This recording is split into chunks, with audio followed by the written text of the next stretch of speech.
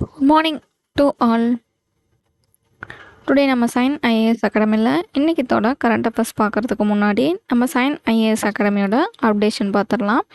நம்ம Sign IAS அகாடமியில் all கோர்ஸ்க்கான நியூ பேட்சஸ் வந்துட்டு ஸ்டார்ட் பண்ணியிருக்கோம். எந்தெந்த கோர்ஸ்க்கு அப்படின்னு சொல்லி பார்த்தீங்கன்னா UPSC, banking, TNPSC, SSC, railways and police. So நீங்களும் state and central government employee ஆகி உங்களோட லைஃப்பில் ஒரு பிக் சக்ஸஸ்ஃபுல் பர்சனாக லீட் பண்ணோம் அப்படின்னா நம்ம சைன் ஐஏஎஸ் அகாடமியில் வந்து ஜாயின் பண்ணிக்கோங்க. உங்களோட கன்வீனியன்ட்டுக்கு ஏற்ற மாதிரி ஆன்லைன் அண்ட் ஆஃப்லைன் ரெண்டுமே வந்துட்டு நாங்கள் அக்சசபிள் பண்ணி கொடுத்துட்ருக்கோம்.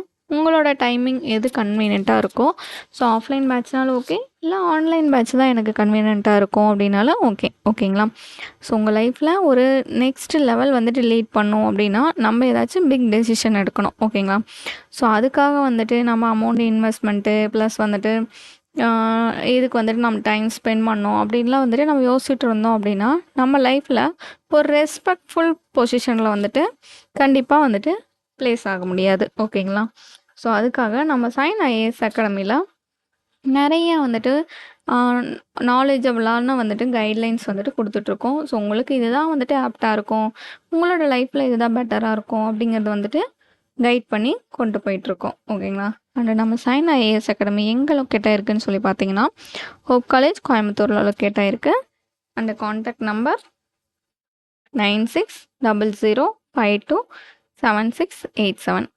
Once again 9600527687. இந்த நம்பருக்கு கால் பண்ணி உங்களோட கோர்ஸ்க்கான அப்டேஷனை டீட்டெயில்டாக அப்டேட் பண்ணிக்கோங்க.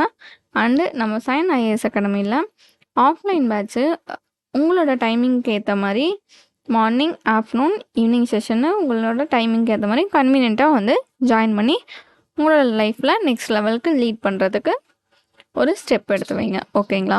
ஸோ இன்றைக்கி தொடர் நியூஸ் வந்துட்டு பார்க்க ஸ்டார்ட் பண்ணிக்கலாம். ஸோ ஃபஸ்ட் நியூஸ் என்ன அப்படின்னா, இந்தியா வந்துட்டு அஃபிஷியலாக வித்ட்ரா பண்ணிட்டாங்க. எதுலேருந்து வித்ட்ரா பண்ணிட்டாங்கன்னு சொல்லி பாருங்கள். COP33 வந்து வித்ட்ரா பண்ணிட்டாங்க. ஸோ COP33 வந்துட்டு யுனைடெட் நேஷன், இது எங்கே வந்துட்டு சொல்லியிருப்பாங்க அப்படின்னா யுனைடெட் நேஷன் கிளைமேட் சம்மிட் வந்துட்டு நடந்திருக்கும். ஸோ இதில் வந்துட்டு சொல்லியிருப்பாங்க 2028 வந்துட்டு சொல்லியிருப்பாங்க, ஓகேங்களா. ஸோ COP33 வந்துட்டு இந்தியா தான் வந்துட்டு ஹோஸ்ட் பண்ண போகிறாங்க அப்படிங்கிறது வந்துட்டு ஆல்ரெடி வந்துட்டு இனிஷியேட் பண்ணியிருப்பாங்க. இந்த மாதிரி வந்துட்டு யுனைடெட் நேஷன் கிளைமேட் சம்மிட் வந்துட்டு நடக்க போகுதில்ல 2028. அதில் வந்துட்டு நாங்கள் அனௌன்ஸ் பண்ண போகிறோம். COP33 வந்துட்டு இந்தியா தான் வந்துட்டு ஹோஸ்ட் பண்ணதுன்னு சொல்லிட்டு சொல்லியிருப்பாங்க. இப்போ வந்துட்டு அந்த ஆல்ரெடி ஒரு மீட்டிங்கில் சொல்லியிருப்பாங்க, இந்த மீட்டிங்கில் நம்ம வச்சு ஹோஸ்ட் பண்ணுறது அனௌன்ஸ் பண்ணிடலாம்ல. ஸோ இதையே வந்துட்டு இன்னொரு மீட்டிங்கில் அனௌன்ஸ் பண்ணியிருப்பாங்க. இந்த மாதிரி வந்துட்டு எங்களுக்கு நிறைய வந்துட்டு ஒரு சில ரீசன்ஸ்லாம் இருக்குது, இதனால் நாங்கள் வந்துட்டு வித்ட்ரா பண்ணிக்கிறோன்னு சொல்லிட்டு இந்தியா வந்துட்டு வித்ட்ரா பண்ணிட்டாங்க. ஸோ இந்தியா வித்ட்ரா பண்ணிட்டாங்க அப்படின்னா அடுத்து வந்துட்டு யார் இருக்காங்கன்னா சவுத் கொரியா வந்துட்டு மேபி நாங்கள் வந்துட்டு பை சான்ஸ் வந்துட்டு 2028 வந்துட்டு இந்த சம்மிட்டை வந்துட்டு எடுக்கிறோமா இல்லையா அப்படிங்கிறது வந்துட்டு டெசிஷன் மேக் பண்ணிடுறோம் அப்படின்னு சொல்லியிருப்பாங்க. நான் வந்து சொல்லியிருந்தேன்ல இந்த மாதிரி COP33 வந்துட்டு நாங்கள் எடுக்க போகிறோன்னு சொல்லி யுனைடெட் நேஷன் கிளைமேட் சம்மிட்டில் அனௌன்ஸ் பண்ணுறோன்னு. அது 2023 வந்துட்டு COP28 வந்துட்டு அனௌன்ஸ் பண்ணியிருப்பாங்க. அதை வந்துட்டு இப்போ நாங்கள் வித்ட்ரா பண்ணிக்கிறோம், சவுத் கொரியா வந்துட்டு அனௌன்ஸ் பண்ணுறாங்களா இல்லையான்னு பார்க்கலான்னு சொல்லியிருப்பாங்க. அவ்வளோதான். அதெல்லாம் அடுத்த நியூஸு, டெக்ஸ்டைல்ஸ் மினிஸ்டர் என்ன ரிலீஸ் பண்ணியிருப்பாருன்னா market for textiles clothing national household சர்வேன்னு சொல்லி ஒரு சர்வே வந்துட்டு ரிலீஸ் பண்ணியிருப்பார். ஸோ அந்த சர்வேயில் வந்துட்டு டொமஸ்டிக் டெக்ஸ்டைல் மார்க்கெட்டு எவ்வளோ இன்க்ரீஸ் ஆகிருக்கும் அப்படின்னா 4.89 லேக் க்ரோர்லேருந்து 14.95 லேக் க்ரோர் வந்து இன்க்ரீஸ் ஆகிருக்குன்னு சொல்லியிருப்பாங்க. அதுவே ஹவுஸ் ஹோல்டு கான்ட்ரிபியூஷன் வந்துட்டு எவ்வளோ இருக்குன்னா 8.77 லேக் இருக்குதுன்னு சொல்லியிருப்பாங்க. அது போக வந்துட்டு பர் கேபிட்டல் டிமாண்ட் வந்துட்டு ட்ரெஸ்ஸுக்கான டிமாண்ட் வந்துட்டு இன்க்ரீஸ் ஆகிருக்கும். எவ்வளோன்னா 60, அதாவது 6066 வந்துட்டு இன்க்ரீஸ் ஆகிருக்குன்னு சொல்லியிருப்பாங்க. அதுவே கன்சியூமர் ஷேர் வந்துட்டு ஆல்ரெடி தெரியும் கிளாத்திங்னாலே உமன் வந்துட்டு 55.5%, மென்னோட வந்துட்டு 44.5% இருக்குன்னு சொல்லியிருப்பாங்க. அடுத்து சஸ்டைனபிள் டெக்ஸ்டைல்ஸ் வந்துட்டு 37,000 கோடி வந்துட்டு ரீயூஸ்டு ரீஸ்டோர்டு ஷேர் வந்துட்டு இருக்குன்னு சொல்லியிருப்பாங்க. ஓகேங்களா? ஸோ அடுத்து வந்துட்டு டெக்னிக்கல் டெக்ஸ்டைல்ஸ் கன்சியூமிங் வந்துட்டு ரூரலில் வந்துட்டு 58%, அர்பனில் வந்துட்டு 42% இருக்குன்னு சொல்லியிருப்பாங்க. இது ஒரு சர்வே. ஸோ எதுக்கான சர்வே அப்படின்னா market for textiles and clothing national household சர்வேன்னு சொல்லி ஒரு சர்வே எடுத்திருக்காங்க. So minister of Giriraj Singh தான் வந்துட்டு இதை அனௌன்ஸ் பண்ணியிருப்பாரு. ஸோ அவர் யார்? மினிஸ்டர் ஆஃப் டெக்ஸ்டைல்ஸோட யூனியன் மினிஸ்டர். ஓகேங்களா? அவ்வளோதான் அதில். Next news.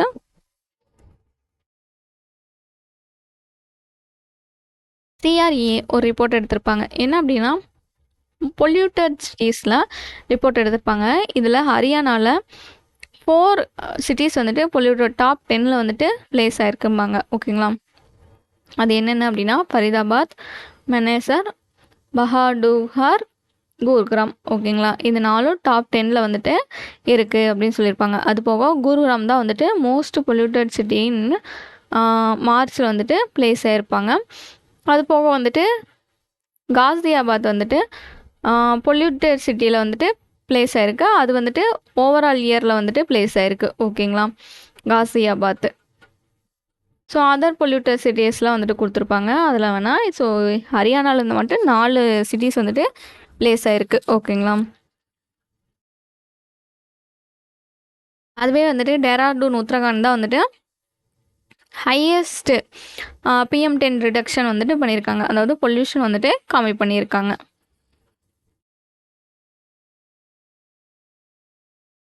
அடுத்த நியூஸ் போய்க்கலாம். நித்தி ஆயோக் வந்துட்டு செகண்ட் ரிப்போர்ட் வந்துட்டு ரிலீஸ் பண்ணியிருக்காங்க. என்ன அப்படின்னா from borrowers to builders women and India's evolving credit மார்க்கெட்டுன்னு சொல்லிட்டு. ஸோ யாரு கூட கொலாபரேட் பண்ணி அப்படின்னா வேர்ல்டு எக்கனாமிக் ஃபோரம் ப்ளஸ் வந்து TransUnion, CIBIL and MSC கீழே. ஓகேங்களா? ஸோ உமன் கிரெடிட் போர்ட்ஃபோலியோ வந்துட்டு 76 lakh crore இருக்காங்க. க்ரோத் வந்துட்டு எவ்வளோ ஆயிருக்கு அப்படின்னா 4.8x சின்ஸ் 2017 இருக்குது. பெனட்ரேஷன் வந்துட்டு 19% to 36% வந்துட்டு பெனட்ரேஷன் ஆயிருக்குன்னு சொல்லியிருப்பாங்க.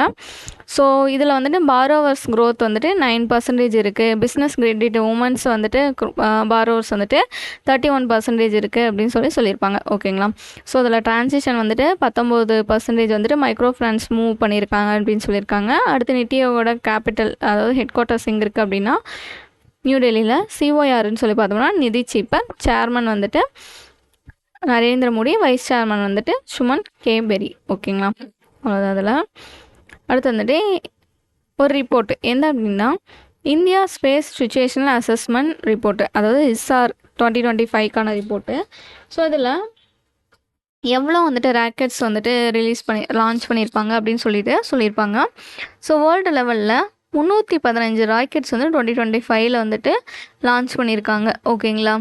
ஸோ ஓவராலாக வந்துட்டு எவ்வளோ இருக்குது அப்படின்னா ஆப்ஜெக்ட்ஸ் வந்துட்டு லான்ச் பண்ணது அப்படின்னா டோட்டலாக வந்துட்டு 4651 லான்ச் பண்ணியிருக்காங்க. இதில் வந்துட்டு ரீஎன்டர்ட் ஆனது எவ்வளோனா 1911 வந்துட்டு ரீஎன்டர்ட் ஆகிருக்கு அட்மாஸ்பியரில். ஓகேங்களா? ஸோ நம்ம இஸ்ரோ மட்டும் எவ்வளோ லான்ச் பண்ணியிருக்காங்க அப்படின்னா 261 வந்துட்டு லான்ச் பண்ணியிருக்காங்க. ஸோ அது போக வந்துட்டு டோட்டலாக எவ்வளோ வந்துட்டு ஆப்ரேஷ்னல் சேட்டலைட்ஸ் வந்துட்டு இருக்குது அப்படின்னா 2578 சேட்டலைட்ஸ் இருக்குதுன்னு சொல்லியிருப்பாங்க. இதில் இந்த சேட்டலைட்ஸில் வந்துட்டு 2025ல் மட்டும் 8. ஸோ அது போக ராக்கெட் பாடிஸ் வந்துட்டு ஆர்பிட்டுக்கு வந்துட்டு 4. அது போக வந்துட்டு ஆப்ஜெக்ட் வந்துட்டு ரீஎன்டர்ட் ஆனது வந்துட்டு 12. ஸோ அது போக வந்துட்டு 86 இந்தியன் லியோ சேட்டலைட்ஸு, 27 ஆப்ரேஷனல், 23 வந்துட்டு டிஃபண்டு, 32 வந்துட்டு ஆப்ரேஷனல் ஜியோனா ஜியோகிராஃபிக்கல் எர்த் ஆர்பிட்டுக்கு கீழே. லியோனா என்னன்னு சொல்லி ஃபுல் ஃபார்ம் வந்துட்டு கமெண்ட் பாக்ஸில் கமெண்ட் பண்ணுங்கள்.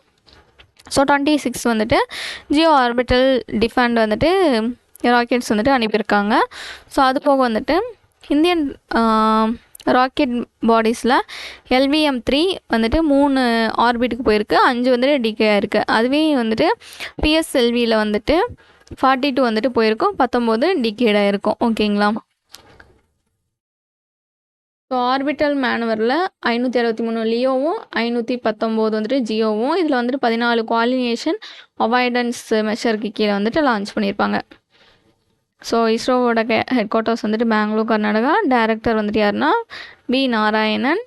ஃபார்ம்டு இயர் வந்துட்டு 1969. ஓகேங்களா. ஸோ இந்த ஓவரால் ரிப்போர்ட்டில் என்னென்னா எவ்வளோ ராக்கெட்ஸ் வந்துட்டு லான்ச் பண்ணியிருப்பாங்க அப்படிங்கிறது வந்துட்டு நம்மளுக்கு சொல்லியிருப்பாங்க. அவ்வளோதான் அதில்.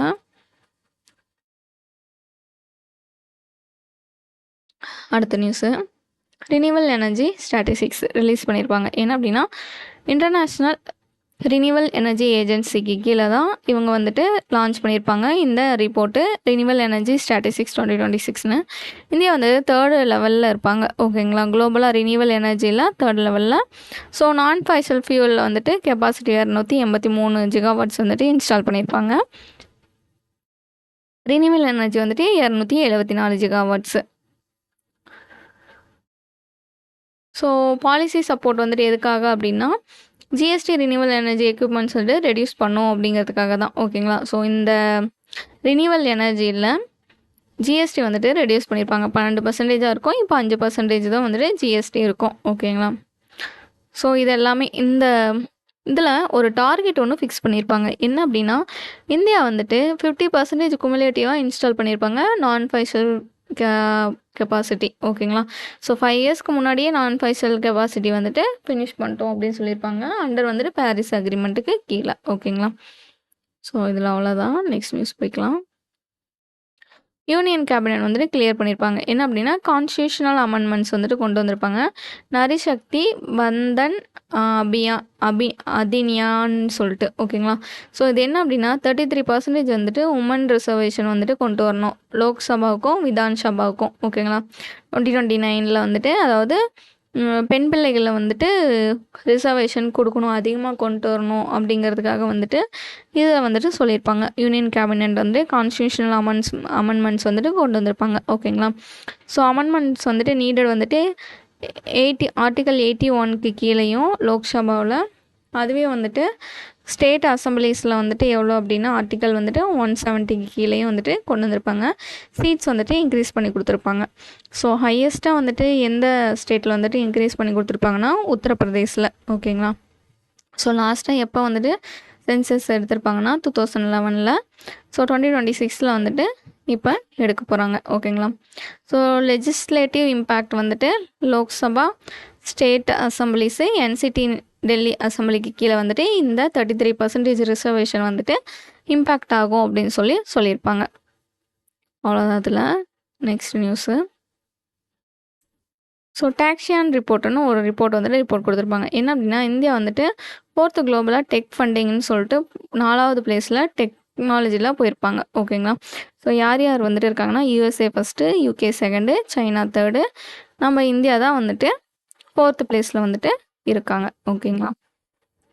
ஸோ இதில் மேஜராக வந்துட்டு எந்தெந்த டெக்னாலஜிஸ் கம்பெனிஸ் வந்து, அதாவது இ-காமர்ஸஸ் வந்துட்டு லீடிங்கில் இருக்காங்க அப்படின்னா லென்ஸ்கார்ட்டு, க்ரோ, மீஷோ. ஓகேங்களா. அதுவே வந்துட்டு டாப் டீல்ஸ் வந்துட்டு எதுக்கு அப்படின்னா இந்த கம்பெனிஸ்க்கு தான். ரிசல்ட்டு, பிரக்மா, இதுக்கு தான் டாப் டீல்ஸில் இருக்கும். ஓகேங்களா. ஸோ அது போக வந்துட்டு 6 யூனிகார்ன்ஸ் வந்துட்டு க்ரியேட் பண்ணியிருப்பாங்க. ஃபஸ்ட்டு என்ன அப்படின்னா நெய்சி, ரைசி, நவி, ஜம்போ டெய்ல, JSW 1 MSமே, ஜஸ்பே. ஸோ இவங்கெல்லாம் வந்துட்டு க்ரியேட் ஆகிருப்பாங்கன்னு சொல்லியிருப்பாங்க. ஓகேங்களா. ஸோ அடுத்த நியூஸு, ஸோ நித்தி ஆயோக் வந்துட்டு ரிலீஸ் பண்ணியிருப்பாங்க 2 ரிப்போர்ட். என்ன அப்படின்னா ரிசர்ச் அண்டு எக்கோசிஸ்டம்காக ease of doing research and development in India, survey report of ease of doing பிஸ்னஸை வந்துட்டு, அதாவது ரிசர்ச் அண்ட் டெவலப்மெண்ட்டை இன்னும் வந்துட்டு மேம்படுத்தணும் அப்படிங்கிறதுக்காக நித்தி ஆயோக் வந்துட்டு இந்த ரிப்போர்ட் கொடுத்துருப்பாங்க. So improving funding, governancing, regulatory framework, research institution, இதை வந்துட்டு மேம்படுத்தணும்னு சொல்லியிருப்பாங்க. ஓகேங்களா. ஸோ ரிசர்ச் நித்தி ஆயோக் தான் இந்த ரிப்போர்ட்டை கொடுக்குறாங்க. Ease of doing research and development in இந்தியானும், survey report ease of doing research and டெவலப்மெண்ட்னு சொல்லிட்டு ரிப்போர்ட் வந்துட்டு லான்ச் பண்ணியிருப்பாங்க. 9 monthsக்கு வந்துட்டு லான்ச் பண்ணியிருக்காங்க. ரிசர்ச் அண்ட் டெவலப்மெண்ட்டை இன்னும் வந்துட்டு மேம்படுத்தணுங்கிறதுக்காக. நித்தி ஆயோகோட ஹெட் குவார்ட்டர்ஸ் எங்கே இருக்குது? நியூ டெல்லி. CEO வந்துட்டு நிதி சீப்பர், சேர்மன் வந்துட்டு நரேந்திர மோடி, வைஸ் சேர்மன் வந்துட்டு சுமன் பெரி. ஓகேங்களா. அவ்வளோதான். இன்றைக்கத்தோட அப்டேட்டடான நியூஸஸ்லாம் பார்த்துட்டோம். அப்கமிங்கில் வர எல்லா அப்டேட்டடான நியூஸும் தெரிஞ்சுக்கணுன்னா நம்ம சைன் IAS அகாடமியோட யூடியூப் சேனலை ஃபாலோ பண்ணிக்கோங்க அண்டு சப்ஸ்கிரைப் பண்ணிக்கோங்க. அண்ட் நோட்டிஃபிகேஷன் பட்டனை ஆன் பண்ணி வச்சுக்கோங்க. Thank you all.